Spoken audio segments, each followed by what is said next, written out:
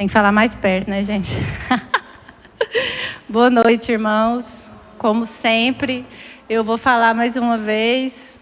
Eu estou feliz, eu sempre estou feliz de estar aqui com vocês. Hoje o Augusto abriu aqui falando que isso tem que ser um motivo mesmo de alegria no nosso coração. Porque se a gente se reúne, né, em nome de Jesus, por que a gente não tem motivo para estar feliz aqui? Está errado alguma coisa, não está? Então eu me alegro muito de estar com cada um de vocês aqui. Me alegro de estar aqui partilhando da palavra de Deus. Eu quero começar aqui esse sermão com agradecimento e com apelo. Vai ter apelo antes e vai ter um apelo depois. Eu quero agradecer a Deus, né, porque Deus é de misericórdia e o Senhor nos encontra. E quando Ele nos encontra, é de uma vez por todas. A gente pode até querer sair, dar uma volta, quebra a cara e volta. Mas a gente volta. Viu, Augusto? O Felipe, Deus achou ele. Não tem volta, gente. Quando o Senhor nos encontra, não tem volta. Isso é maravilhoso, porque é Ele que nos atrai. E eu louvo a Deus por um dia Ele ter me atraído. E eu louvo a Deus por um dia Ele ter me chamado, Priscila, né? E chamou vocês também. Deus seja louvado. Eu também quero agradecer a Deus pela vida do Labiene e da Rose, que não está aqui, mas talvez eles estão vendo, por não desistir de mim. Porque eu quis correr várias vezes desse momento aqui. Gente, vocês não entendem. Eu fiz de tudo para correr desse momento aqui. Mas de tudo mesmo. Só que quando o Senhor Ele nos atrai, Ele coloca uns para ficar no pé da gente, né? E desafiando a gente. E a gente sabe que Deus tem também colocado no nosso coração, né? E Ele tem nos chamado. E eu sou feliz por hoje entender esse chamado dEle como graça. Eu poder estar aqui hoje partilhando de Jesus. É uma graça. E eu não sei por que eu fiquei resistindo tanto tempo. Correndo, arrumando um monte de desculpa. Ah, porque eu tenho vergonha. Ah, porque eu não tenho tempo. Ah, porque não sei o que. É tanta desculpa que a gente arruma. É tanta coisa que a gente coloca na frente. E é uma concessão que Deus nos dá. Assim como a gente aprendeu quando a gente estava estudando aqui contribuição. Eu nunca tinha pensado que contribuição é uma graça. A gente só pensa que tem que ir lá e contribuir e pronto, né? Mas eu não via como meio de graça, gente. E aí, a gente estudando aqui, a gente aprendeu, né? Que Deus, Ele nos chama, dá essa concessão da gente estar participando ali, e estar contribuindo com o reino dEle. Que maravilha, gente. Com esse reino que está expandindo, que está crescendo, Deus nos dá essa oportunidade de estar contribuindo. E a gente retém. E a gente não quer participar. Aí eu também pensei, gente, eu estar aqui cumprindo com a vontade de Deus, né? Com o dom que o Deus me deu, é uma graça maravilhosa demais. Eu fiquei resistindo por muito tempo. E eu sei que tem muitos irmãos aqui que resistem. Por isso que eu falei que eu vou fazer um apelo. Tem um ali que ele está escondendo atrás da Fernanda. Ei, mas aquele ali eu vou te falar. Chega, irmão. Chega de correr. Chega de se esconder. Chega. Eu pensei muito em você nesse momento aqui. Não perde mais tempo, não. É algo tão maravilhoso você estar aqui na frente e você poder estar partilhando de Jesus com os outros. É a vida que você tem, é essa. Gaste tempo com isso. Priorize isso. E vocês também, que Deus tem chamado de alguma forma e algum dom, seja lá com as crianças, seja na música, seja no seu dom. Não invente desculpa. Não deixe para depois. Não coloque outras coisas na frente. É graça se manifestando. É vida se manifestando em nós. Então, é um agradecimento e um apelo. Não tinha como não falar de você, viu, Eduardo? Mas pare de correr, viu, meu irmão? Você vai ver quantas maravilhas Deus vai fazer na sua vida e gozo que Ele vai derramar no seu coração, alegria, tá? Para de correr. Agora vamos para o texto aqui. Olha, vamos abrir em Marcos capítulo 8, no versículo, nós vamos trabalhar assim, deter no versículo 21 ao 25. Mas para a gente entender aqui esses versículos, nós vamos ter que voltar um pouquinho antes. Se vocês não quiserem voltar, pode ficar, que vai ser no capítulo 8 mesmo, no versículo 1, né? Mas a gente vai se detendo do 21 ao 25, não, a gente vai um pouquinho adiante, até o 29. Aqui, no capítulo 8, versículo 1, que é a introdução, que eu quero fazer um pouquinho, antes aqui para a gente entender o contexto, é a segunda multiplicação de pães. Aqui Jesus estava com a multidão e no versículo 2 fala assim: tenho compaixão dessa gente, porque há 3 dias que permanecem comigo e não têm o que comer. Se eu os despedir para suas casas em jejum, desfalecerão pelo caminho. E algum deles vieram de longe. Mas os seus discípulos lhe responderam: donde poderá alguém fartar de pão nesse deserto? Aqui a gente está vendo os discípulos fazer essa pergunta. Depois da primeira multiplicação, os discípulos fazem essa pergunta. Quem, gente, poderia fartar de pão aqui? Para a gente, às vezes, está tão claro, né? Para a gente que está aqui lendo aqui agora, né? Eles ainda não tinham compreendido Jesus.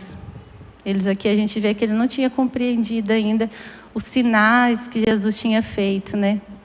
E aí Jesus fala para eles, pergunta se tem alguma coisa, e eles falam que tem pão, tem peixe, ele multiplica ali, né? Ele faz sentar, divide e alimenta com fartura.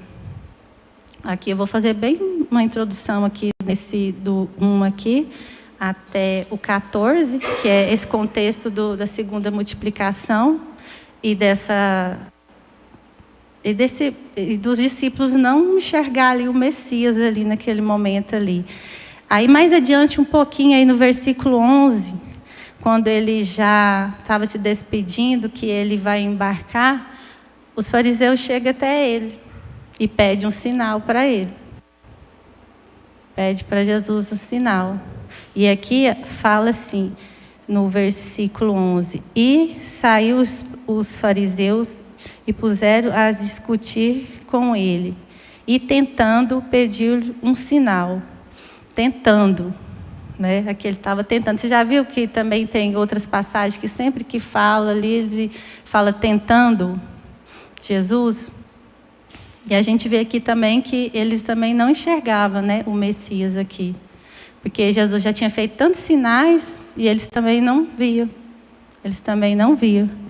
E aí Jesus disse que não ia fazer o sinal para eles e prosseguiu.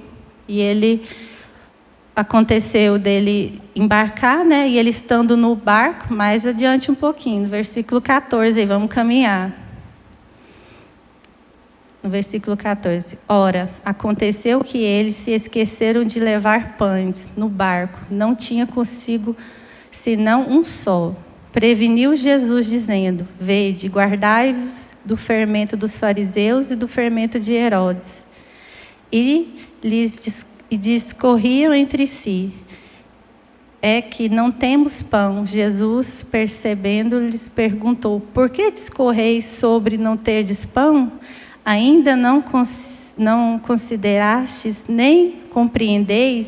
Tem o coração endurecido? Tendo olhos não vedes? E tendo ouvidos não ouvis? Não vos lembrais?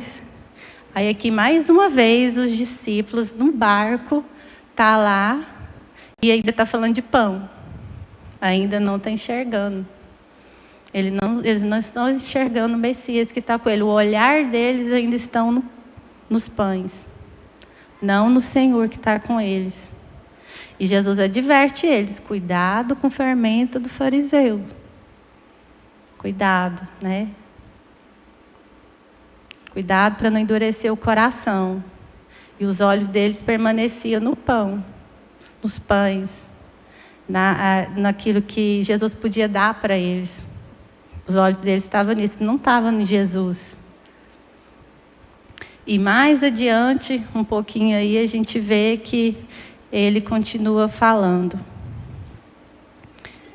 Não vos lembrais, no versículo 18, agora no 19, de quando partiu 5 pães para os 5.000, quantos cestos cheios de pedaço recolhestes? Responderam eles: 12.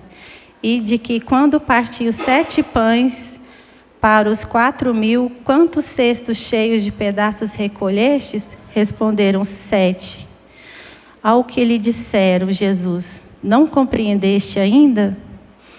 Olha essa pergunta aqui, ó. Vocês vão ficar com essa pergunta. Quem for bom para gravar na cabeça aí, como diz o Anderson, que ele tem a memória muito boa, né, meu marido? Então, a primeira pergunta aí: não compreendestes ainda? Eles estavam andando com Jesus, eles estavam andando, vendo os sinais, vendo tudo, e Jesus viu que eles ainda não estavam compreendendo. E eu quero deixar essa primeira pergunta com a gente aqui também. Nessa caminhada que nós temos aqui, uns com os outros, com Jesus, nós temos compreendido o que tem acontecido no nosso meio com Jesus? A gente tem compreendido? Não precisa responder para mim, não. Aí adiante, agora, onde que a gente vai ficar mais, que é do versículo 22 ao 29...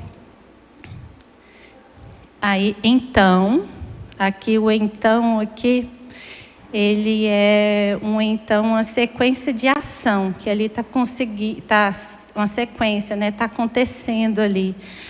Chegaram em Betsaida e lhe trouxeram um cego, rogando que o tocasse. E Jesus, tomando o cego pela mão, levou-o para fora da aldeia.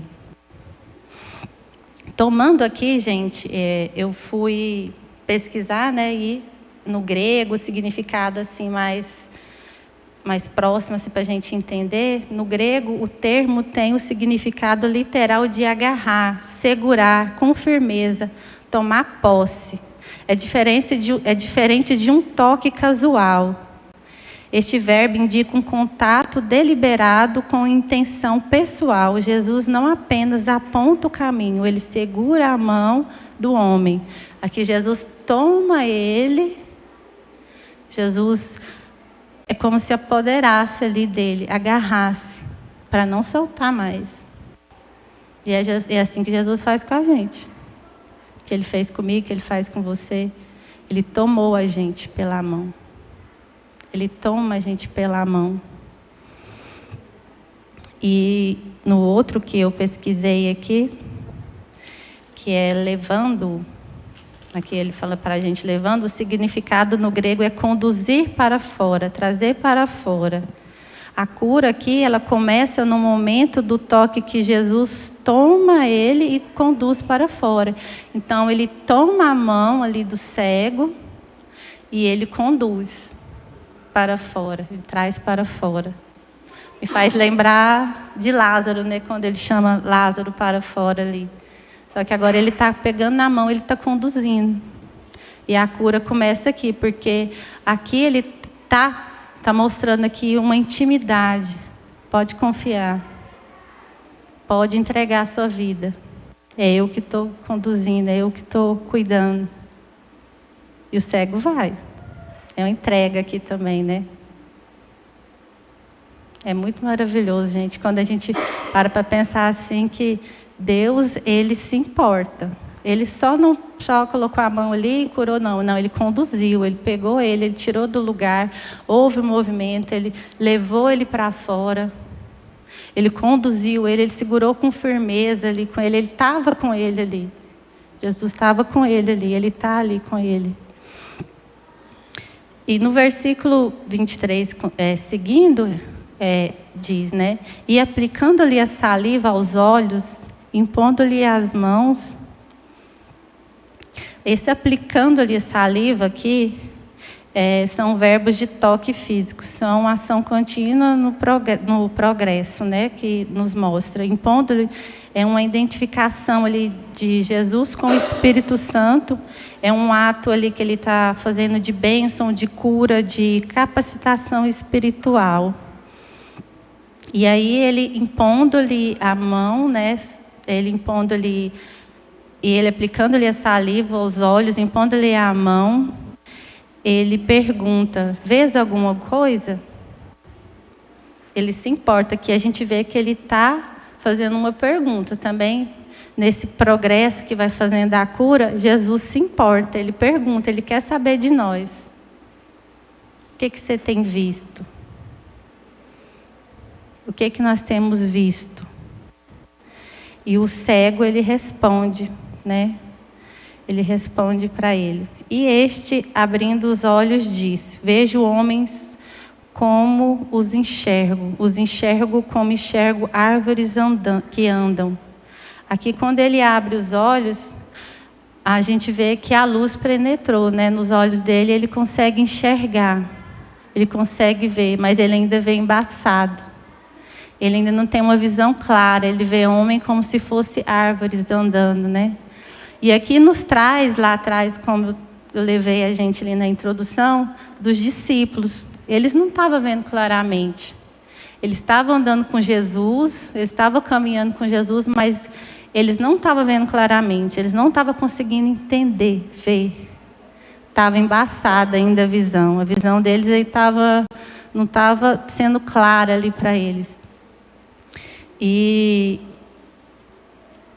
eu achei muito bom aqui essa didática que Jesus faz, que quando ele abre os olhos, Jesus coloca ele de frente para outro, né? Para um outro ali. Podia colocar ele de frente para qualquer coisa, mas ele coloca ele de frente para o outro. E aí me fez pensar assim, como nós temos enxergado o outro, né? Também nessa visão nossa. Porque muitas das vezes a gente tem enxergado o outro como um objeto, ou como qualquer coisa. Nós não temos visto claramente as pessoas em alguns momentos. E o Senhor nos colocou de frente um para o outro para a gente enxergar claramente o outro. E às vezes a gente não tem enxergado o outro de maneira clara. Às vezes as nossas vistas estão tão embaçadas, está tão deformada que a gente não consegue enxergar o outro mais. Em várias circunstâncias, às vezes dentro de casa, fora, na rua. A pessoa, o outro, como pode ser qualquer coisa. Às vezes olha assim, nem presta atenção. E eu achei interessante que quando Jesus pergunta para ele, ele coloca ele de frente, o outro. E eu fiquei pensando, como a gente tem visto, né, o outro. E vamos mais adiante aqui. No versículo... Espera aí que eu perdi aqui um pouquinho, gente. No versículo: então, novamente, lhe pôs as mãos nos olhos e ele, passando a ver claramente, ficou restabelecido e tudo distinguia de modo perfeito. E aqui Jesus, a gente vê que Jesus, ele não desistiu dele da primeira vez ali que ele fez, que ele não enxergou, né? Assim como os discípulos também estavam ali, não estavam entendendo, Jesus não desistiu, Jesus continuou na cura.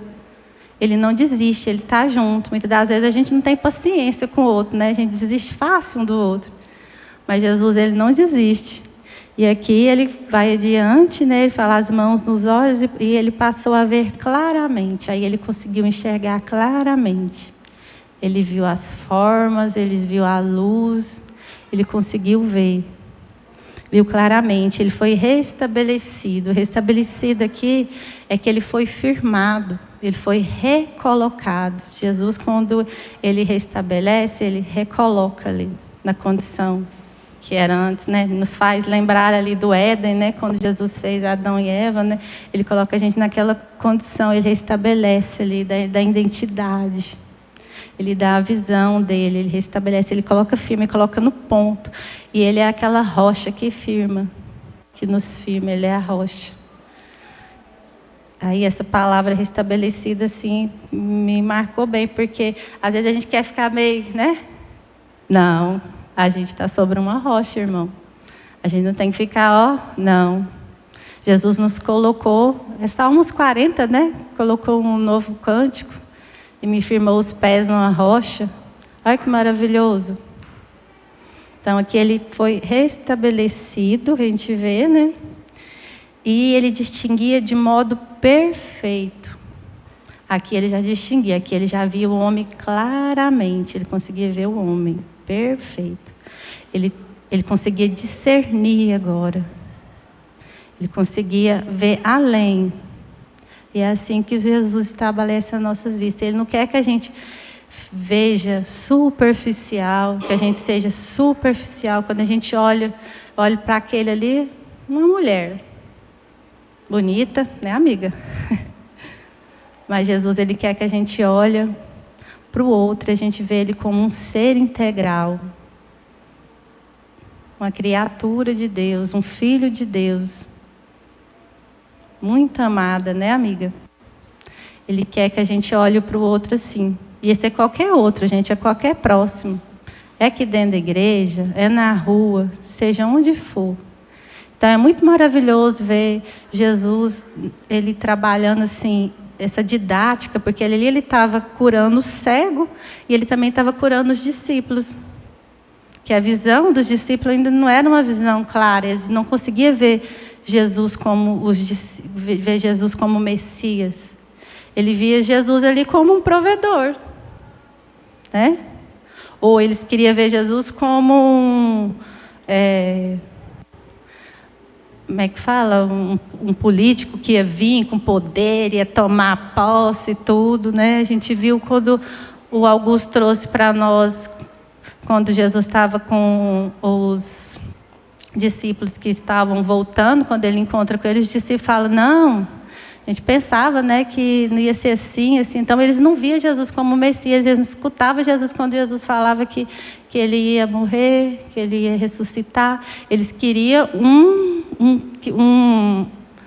a palavra agora me fugiu aqui, mas uma pessoa, um guerreiro, um político que tomasse posse ali na força. Eles queriam era isso. Um herói, eles queriam um herói. Eles não tinham entendido ainda. Então aqui Jesus ele está curando o cego e também está recobrando as vistas dos discípulos também.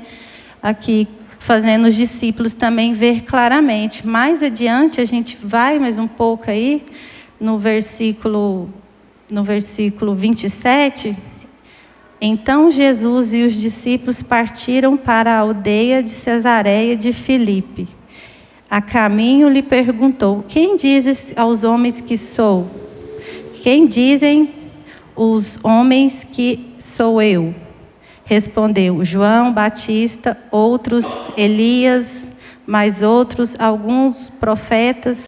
Então lhes perguntou: mas vós, quem dizes que eu sou? Então ele queria saber a respeito dos discípulos aqui. Ele quer saber a respeito de nós. Ele não estava importando muito o que o povo achava dele, não. Mas ele queria saber dos discípulos. E vós, quem dizes que eu sou? E nós aqui. Essa é uma pergunta para nós também que eu quero deixar. Quem nós falamos quem é Jesus? No nosso dia a dia, quando a gente vai lidar com as nossas vidas, onde quer que a gente vai, nas nossas atitudes, quem nós temos falado que Jesus é? E aí a gente vê aqui que há uma virada, né? Na resposta aqui, que é que respondeu Pedro e lhes disse: tu és o Cristo. Aí aqui a gente vê no versículo 29 ainda. Tu és o Cristo. Capítulo 8, versículo 29. Aqui a gente vê que a visão dos discípulos foi restabelecida, assim como a do cego. E eu não sei como a gente tem visto Jesus. Se é um meio para conseguir as coisas, se é um meio para ser abençoado, se ele é um herói, né? A gente vai esperar ali um herói. Ou se a gente tem visto ele como Messias na nossa vida. Da forma certa, como o Senhor. Porque quando a gente foca nele, esse Jesus que nos dá as coisas, nossos olhos só ficam nisso. E a gente vive frustrado, pensando no pão, pensando em tanta coisa. E a gente não vê ele como Messias. Porque se a gente vê ele como Messias, o pão da vida, irmão, não precisa da gente preocupar não. Por que preocupa? Né? Por que a gente só não olha para ele e cumpre com essa missão maravilhosa que ele nos deu?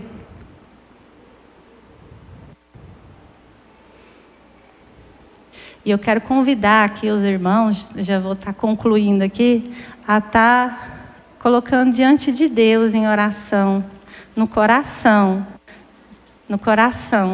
quem realmente nós temos visto? A gente tem compreendido o que nós temos visto? Quem é Jesus para nós? São essas 3 perguntas que eu quero deixar com os irmãos. Nós temos compreendido na caminhada tudo que está acontecendo? O que nós temos visto? Depois, se vocês quiserem voltar no texto aí, acho que eu fui meio assim, mas daqui um dia eu fico melhor, viu, gente? Que nós temos visto, e a última pergunta. E quem sou eu para vocês? No dia a dia, faz essa pergunta na hora que você estiver preocupado com a identidade, viu, Augusto? Com a conta para pagar, né, amor? Tantas coisas, gente, que nos rouba a alegria e nos tira a visão de Jesus. Tantas coisas. Se ele é o Messias, a nossa vida ela tem que dar uma virada assim, ó, sabe? E ele está nos convidando a enxergar perfeitamente quem ele é, a olhar um para o outro e ver perfeitamente um ao outro, ver com clareza, ver com um olhar de amor, compaixão, coisa que a gente não está vendo aí no mundo, né, gente? A gente não pode isso, não. Tem que ter compaixão, assim como Jesus ele teve compaixão ali da multidão ali, né? A gente tem que ter compaixão dos outros, olhar perfeitamente ali, ver o ser ali, ó, todo integral ali, ó. Maravilhoso demais. E o Senhor está nos convidando a enxergar dessa maneira essa noite. Louvado seja Deus. Eu quero pedir a Roseli para estar orando por nós, né? Para que os nossos olhos eles estejam abertos, que o nosso foco ele esteja em Jesus, o Messias, o nosso Senhor, o nosso Salvador, o dom da nossa vida. Vou estar convidando ela para estar orar, pedindo os irmãos para ficar de pé, e depois vou pedir o louvor para trazer, o pessoal do louvor para trazer um cântico para a gente estar louvando junto.